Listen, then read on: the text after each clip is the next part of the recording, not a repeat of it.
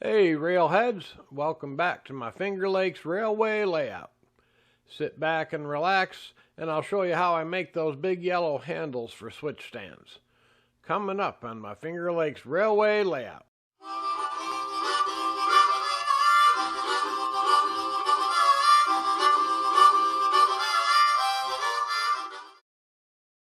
If you're modeling the modern era, you need these switch stand handles. They go by a lot of names: 51A bow handle, safety handle, ergonomic handle, easy throw handle, back saver. Anyway, they replaced the heavy old cast iron throw handles found on the old switch stands. I couldn't find them in HO. Of course, after I made my own, a friend found them. But there's a certain satisfaction in rolling your own, right? So let's jump right into the process. We're going to start out on the computer and then build a jig from wood, nails, and our photo. We'll print out a photo of a real handle to scale size and use that as a guide to build the jig. Now do a Google search for safety handle for 51A. It should be the first one that comes up from Railroad Tools and Solutions. Should say safety handle for 51A switch stand. You want to right-click the photo and save it to your computer where you can find it. It helps to give it a name that makes sense too. Now I put a link to my resized photo in the description down below to save you some time and trouble. I couldn't find the dimensions for the handle online, so I guesstimated. Based on a prototype photo, it looks like about 4 foot long, which would be 35/64 or just over a ½ inch long in HO scale. I'll open the saved image in my photo editing tool. Now I use Adobe Photoshop Elements 10. It looks like you can buy a copy on eBay for $20 or $25. And that's a one-time purchase, not a monthly subscription. I use it to tweak my photos I take in RAW mode too. But anyway, I'll crop the photo here to get rid of the edges and then resize the image to 0.625 wide. I'll print it out on plain paper first and eyeball it. If the size looks right, we can move ahead. Now the link in the description to my resized photo, that's for HO scale, so you might have to adjust accordingly. If you're using my attached file, I'll show you how to print to scale in good old Microsoft Paint. You won't even need any photo editing software. And notice the little checkbox, scale adjust to 100% normal size. That's critical. I always check print preview before I print it out. If it looks crazy big, then something's just not right.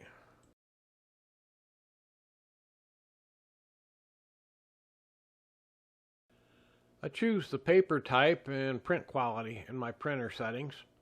I chose best quality, but no need for the maximum DPI here because we're not printing signs or anything that'll actually go on the layout.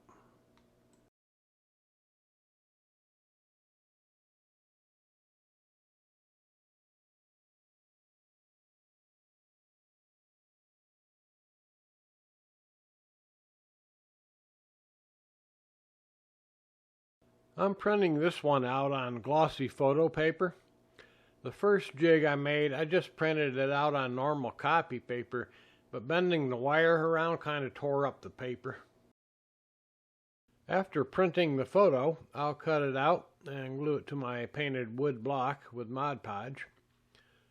Don't ask me why this piece of wood has like a handle on it. It's just what I grabbed out of my scrap box.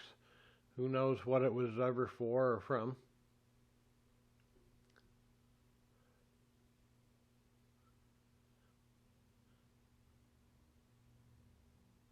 Once I get it stuck on there, I'll give it a run by with a roller just to make sure it's seated good.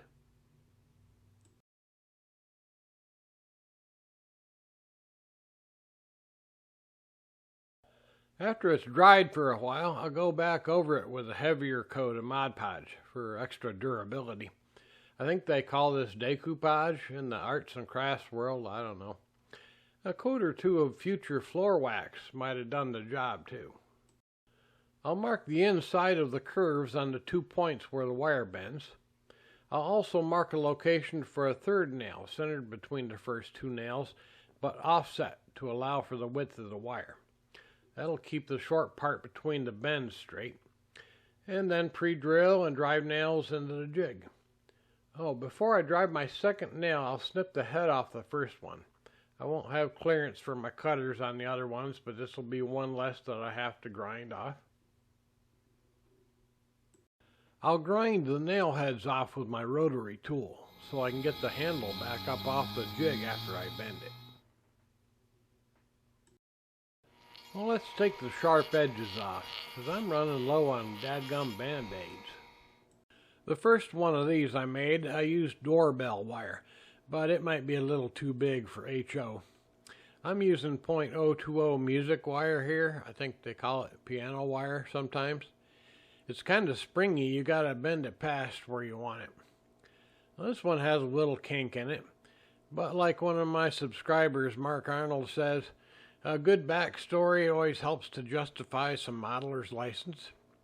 So let's just say last winter these points was all froze up hard, and Leon, he was jumping up and down on the handle trying to bust it loose, and then he got the sledgehammer out.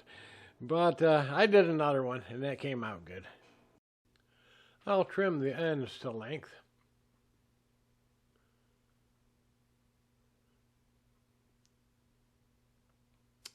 And then I'll super glue the ends together.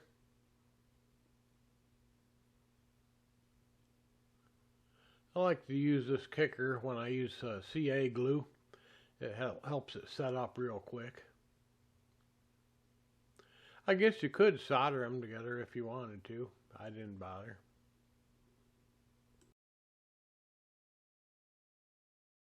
These little micro brushes are handy. You can get 400 of them for $5 or $6 on Amazon.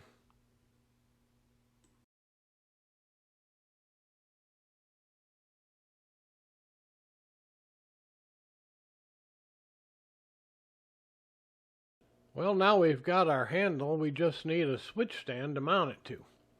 I remembered when I laid my track, the micro-engineering turnouts came with little bags of details, so I'll use them. You could buy some if you don't already have them. The directions are good. They show you just what goes where and how to attach everything. I'll clip the old style handle off of this stand and run a file across it.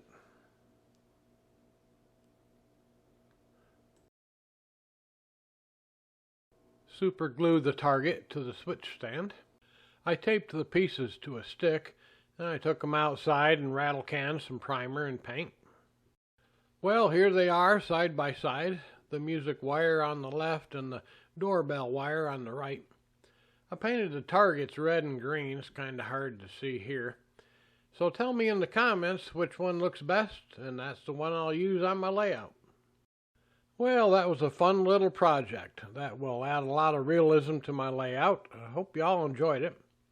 Planning to do a new ride-along video here soon with multicam video, because we all want to see some trains run, right? Hey, thanks for watching and subscribing. I appreciate it. See y'all next time on my Finger Lakes Railway Layout.